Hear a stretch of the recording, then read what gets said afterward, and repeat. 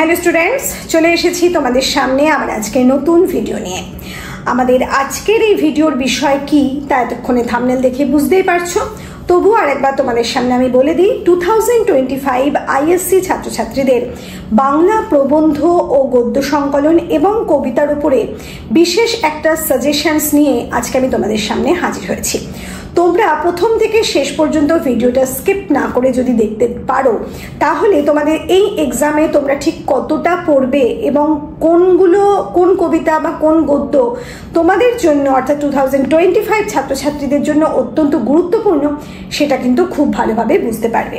তাহলে চলো আমরা শুরু করি আমাদের আজকের বিষয়। কিন্তু সরাসরি সাজেশনস দেওয়ার আগে আমি যে প্রয়োজনীয় বিষয়টা সেটা একটু বলে নেব। তোমাদের যে পেপার 2025 বাংলা প্রশ্নপত্র, সেখানে তোমাদের সেকশন বি পর্বের আজকে আলোচনাটা আমি করছি। সেই সেকশন বিতে তোমাদের মোট 4টে প্রশ্নের উত্তর কিন্তু লিখতে হবে, যেখানে 10 মার্কসের উপর একটা প্রশ্ন থাকে এবং 10 মার্কসের উপর 4টে প্রশ্ন, অর্থাৎ 10 × 4 40 মার্কস তোমাদের রয়েছে সেকশন বিতে।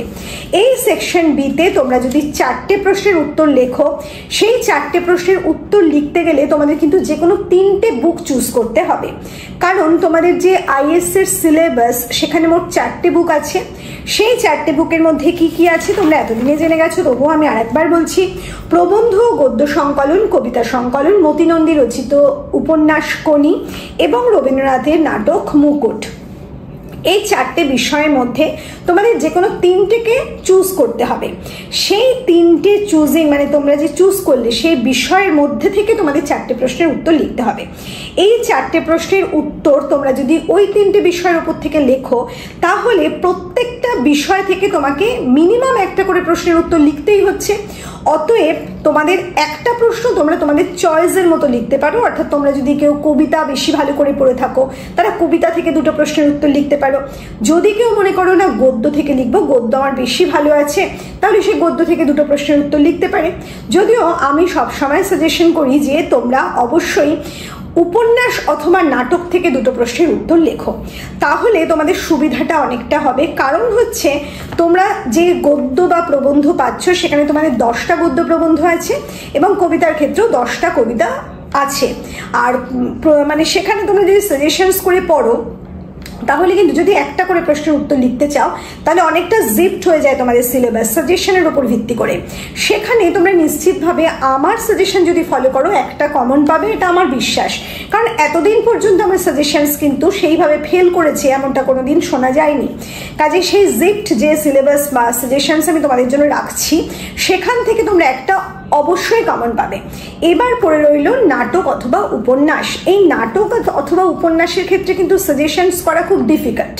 কারণ তোমাদের যে কোনো চ্যাপ্টার থেকে লাইন তুলে প্রশ্ন আসলেও সেই চ্যাপ্টার থেকে যে আনসারগুলো লিখতে হবে এমনটা নাও হতে পারে। প্রশ্ন এমনভাবে এলো যাতে করে তোমাদের অন্যান্য কোনো চ্যাপ্টারের ধারণা না থাকলে সেই প্রশ্নের উত্তর তুমি লিখতে পারবে না। সেক্ষেত্রে উপন্যাস এবং নাটকটা কিন্তু খুঁটিয়ে পড়া অত্যন্ত গুরুত্বপূর্ণ। কাজেই আমি বলবো পজিটিভলি তোমরা নাটক অথবা উপন্যাসটা ভালো করে পড়ো, সেখান থেকে 2টো প্রশ্নের উত্তর লেখো এবং বাকি যে 2টো প্রশ্ন পড়ে রইলো সেটা কবিতা থেকে একটা এবং প্রবন্ধ থেকে একটা লিখতে পারো। এবার কিন্তু তোমাদের নিজেদের ওপর নির্ভর করছে তোমরা কোন বিষয়ে তোমরা নিজেরা পারদর্শী সেটা তোমরা ঠিক করবে এবং নিজেরা নিজেদের ডিসিশনটা নেবে। আর কোনি বা মুকুট নাটকের সাজেশনসও তোমরা আমার এই চ্যানেল থেকেই পাবে। সে বিষয়ে আমি পরে আসছি। আমরা আগে পরে আসছি মানে আজকের ভিডিওতে সেটা আসবো না। আজকের ভিডিওতে আমি শুধুমাত্র প্রবন্ধ, গদ্য সংকলন এবং কবিতার সাজেশনস তোমাদের সামনে দেব। প্রথমে আসবো কবিতার ক্ষেত্রে। তোমাদের কবিতার ক্ষেত্রে আমি বলবো যারা একেবারে একটা প্রশ্নের উত্তর লিখবে কবিতা থেকে, তাদের জন্য 5টা ইম্পর্টেন্ট পোয়েম আমি তোমাদের সামনে প্রথমেই তুলে ধরছি। তোমরা প্রথমেই 5টা পোয়েম বেছে নিতে পারো। এই 5টা পোয়েম থেকে একটা নিশ্চিতভাবে কমন পাবে, এটা আমার মনে হয়। এবার তোমরা তোমাদের চয়েসে যদি সম্ভব হয় আরও 2টো বাড়িয়ে পড়তে পারো, সেক্ষেত্রে 7টা পড়তে পারো। কারণ লাস্ট ইয়ারে যে প্রশ্নগুলো এসে গেছে, যে চ্যাপ্টার থেকে প্রশ্ন এসে গেছে, সেই চ্যাপ্টারটা সম্পূর্ণরূপে তোমরা বাদ দিতে পারো। কেন বাদ দিতে পারো? কারণ সেই চ্যাপ্টার 3টেই রিপিট হবে এমনটা হবে না। যদিও বা রিপিট হয় তাহলে হয়তো একটা রিপিট হলো এবং সেক্ষেত্রে পড়ে রইল 2টো। আর যারা মনে করছো যে দুটো প্রশ্নের উত্তর দেবে তাদের আমি বলবো 7টা প্রশ্নের মানে 7টা কবিতায় কিন্তু খুব ভালো করে পড়ো। তারা শুধুমাত্র গত বছরের 3টে পেপার 3টে বিষয় ছেড়ে দিতে পারো। আর যারা মনে করছো একটা, তাদের জন্য আমি প্রথমেই যে কবিতাগুলো সাজেস্ট করব সেটা হচ্ছে ওরা কাজ করে, বর্ণ পরিচয়, যদি নির্বাসন দাও, নুন, স্বাধীনতা তুমি। এই যে 5টা কবিতা আমি বললাম তার মধ্যেও কিন্তু ওরা কাজ করে এবং বর্ণপরিচয় কবিতা দুটো অত্যন্ত ইম্পর্টেন্ট এই বছরের জন্য আমার মনে হয়।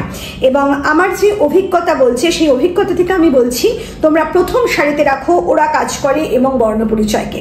অনেকটা সময় তোমাদের হাতে এখনো আছে, তোমরা এই দুটো কবিতা আগে খুব ভালো করে প্রিপেয়ার করে নাও। তারপরে তোমরা এসো যদি নির্বাসন দাও, স্বাধীনতা তুমি এবং নুন, এই 3টে পোয়েমে। এই 5টা পোয়েম খুব ভালোভাবে তোমাদের তৈরি হয়ে গেলে তোমরা স্টোরিতে চলে যাবে। স্টোরির একটা সাজেশনস এই ভিডিওতেই আমি রাখছি, সেই ভিডিওর সাজেশনস ওয়াইজ পড়ে নাও। পড়ে নেওয়ার পর তোমাদের হাতে যখন সময় থাকছে তখন তোমরা বাকি দুটো পোয়েম পড়বে। সেই দুটো পোয়েম কি? একটা হচ্ছে বাবুরের প্রার্থনা আর একটা রাস্তা কারো একার নয়। এই যে আমি 7টা পোয়েম বললাম, সেই 7টা পোয়েম যদি তোমরা খুব ভালোভাবে পড়ো তাহলে তো নিশ্চিতভাবে তোমরা কমন পাচ্ছ, সে ব্যাপারে কোনো সন্দেহই নেই।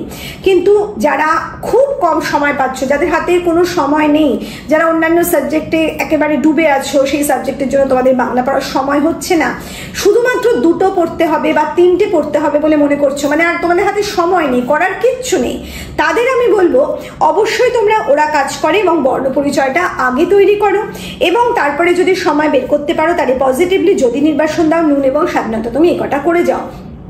আর যদি সময় একেবারেই না পাও তাহলে তোমাদের কিছু করার নেই, এইখান থেকে তোমরা ফার্স্ট যে আমি দিচ্ছি সেখানে পরপর তোমরা যতগুলো পারবে ততগুলো করে যাওয়ার চেষ্টা করো। আর এরপরে আমি আসবো গদ্য অথবা প্রবন্ধ সংকলনে।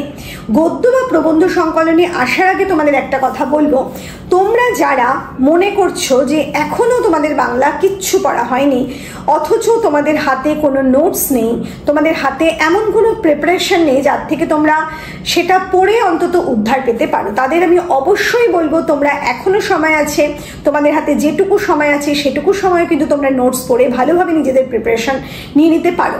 তোমরা আমাদের চ্যানেলের 8777416211 নাম্বারে যোগাযোগ করো, সেখান থেকে তোমরা নোটস কালেক্ট করো এবং সেই নোটস পড়ে তোমরা নিজেদের তৈরি করতে পারো। এবং আমি জোর দিয়ে বলছি তোমরা যারা আমাদের চ্যানেলের নোটস সংগ্রহ করে পড়বে তারা অবশ্যই ফুল কমন পাবে সেই নোটস থেকেই।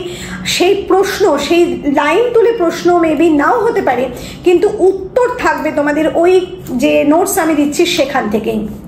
সেই কারণে লাইনটা বোঝার জন্য তোমাদের টেক্সটের ধারণা থাকা খুব প্রয়োজন। টেক্সটে যদি তোমরা ভালো করে পড়ে থাকো, মানে কোন কবিতার বা কোন গদ্যের থেকে লাইনটা তোলা হয়েছে সেটা যদি তোমরা ধরতে পারো এবং সেই প্রসঙ্গটা যদি ধরতে পারো, তাহলে আমি নিশ্চিত করে বলতে পারি আমাদের নোটসের কোথাও না কোথাও কোনো না কোনো প্রশ্নের মধ্যে সেই প্রশ্নের উত্তর কিন্তু তুমি অবশ্যই পাবে। কাজেই তোমরা এখনো সময় আছে, আমাদের নোটস পারচেস করতে পারো আমাদের চ্যানেলের সাথে যোগাযোগ করে। আর একটা কথা অবশ্যই বলবো, আমাদের কিন্তু একটাই কন্ট্যাক্ট নাম্বার 8777416211 নাম্বার। এই নাম্বারের বাইরে কোনো কন্ট্যাক্ট নাম্বার, কোনো রকমভাবে যোগাযোগ নাম্বার বা নোটস কেনার বা পারচেস করার কোনো সুযোগ আমাদের এই চ্যানেলের কিন্তু নেই। আরও বলবো যে তোমাদের যে মার্কেটে যে বই পাওয়া যায় বেঙ্গলি গাইড বলে, সেই বেঙ্গলি গাইডের সাথে আমাদের চ্যানেলের কোনো যোগসূত্র নেই। আমরা কিন্তু সম্পূর্ণ দ্য বেঙ্গলি গাইড চ্যানেল নামেই আমাদের চ্যানেল পরিচিত এবং সেখানে আমি একমাত্র, আমার নাম সোমা চ্যাটার্জি, আমি এখানকার ওনার, আমার নামের বাইরে কোনো নামও কিন্তু আর কোথাও দেওয়া নেই। এখানে অনেক টিচার্স তারা নিজেদের মতো ব্যবসা করছেন আমাদের নোটস পারচেস করে এবং নিজেদের মতো একটু আধটু পরিবর্তন করে। আমি সকল স্টুডেন্টসকে রিকোয়েস্ট করব তোমরা আমাদের নোটসের ব্যাপারে একটু সজাগ থাকো, আমাদের একমাত্র কন্ট্যাক্ট নাম্বারে যোগাযোগ করেই সেই নোটস পারচেস করো। যাই হোক, আমরা চলে যাব আমাদের পরবর্তী বিষয় গদ্য বা প্রবন্ধ সংকলনে। প্রথমেই বলবো গদ্য বা প্রবন্ধ সংকলনের ক্ষেত্রে যারা একটা মাত্র প্রশ্ন ওখান থেকে অ্যাটেম্প্ট করতে চাও তারা প্রথম সারিতে 4টে গল্পকে রেখে দাও। 4টে গল্পের মধ্যে কি কি? ঠাকুরদা, অনাচার, তাসের ঘর এবং রেকর্ড। এই 4টে গল্প তোমরা যদি খুব ভালো করে পড়ো, আমার যতদূর ধারণা একটা প্রশ্ন তোমরা এখান থেকে পেয়ে যাবে। এরপরে তোমাদের হাতে রয়েছে আরো 3টে প্রশ্ন, সেটা কি? সেটা হচ্ছে লক্ষ্মণের মা, আদাব, একটি তুলসী গাছের কাহিনী। এই তিনটে প্রশ্ন মানে তিনটে চ্যাপ্টার ভালো করে পড়লে সেখান থেকে তোমাদের প্রশ্ন উত্তর তোমরা লিখতে পারবে। আর বাকি যে 2024-এ যে প্রশ্নগুলো এসে গেছে, দ্যাট মিন যে গদ্য থেকে প্রশ্নগুলো এসে গেছে, সেটা তোমরা স্কিপ করতেই পারো, কোনো সমস্যা নেই। কিন্তু এই 7টার নলেজ যদি খুব ভালোভাবে না থাকে তাহলে তোমরা দুটো প্রশ্নের উত্তর কিন্তু এখান থেকে লিখে আসতে পারবে না। আর যারা একটা লিখতে চাইছো তারা আরেকটু জেপ্ট পড়াশোনা করলেও করতে পারো, কিন্তু তবু বলছি এটা সম্পূর্ণ আমার নিজস্ব সাজেশনস। তোমরা যদি আমার প্রতি ভরসা রেখে যাও তাহলে আমার মনে হয় ঠকবে না, কিন্তু তবু আমি বলছি তোমরা যদি সময় পাও পজিটিভলি 7টা প্রশ্ন 7টা চ্যাপ্টার অবশ্যই তৈরি করে নিও। আর প্রথম সারিতে আমি যে কটা রাখছি সেটা আবার বলছি, ঠাকুরদা, অনাচার, তাসের ঘর এবং রেকর্ড। আর শেষ পর্যন্ত আর একটা কথা না বললেই নয়, আমাদের এই ইউটিউবে প্রথম কিন্তু আমাদের দ্য বেঙ্গলি গাইড চ্যানেল তোমাদের জন্য 2025-এর সাজেশনস রাখছে। এরপর প্রচুর সাজেশনস তোমরা বিভিন্ন জায়গা থেকে বিভিন্ন চ্যানেল থেকে পাবে, কিন্তু আমি বলবো কোনো রকম ভাবে সেই জায়গায় পা না দিয়ে তোমরা কিন্তু আমাদের চ্যানেলকে ভীষণভাবে নির্ভর করতে পারো, অবশ্যই নির্ভর করতে পারো।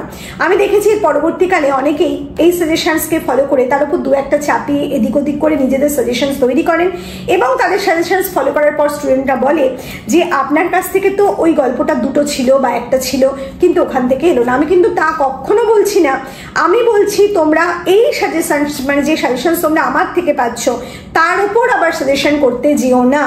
যদি তোমরা নিজেদের মতো করে আবার এর থেকে সাজেশন তৈরি করো তার দায় কিন্তু আমার নয়।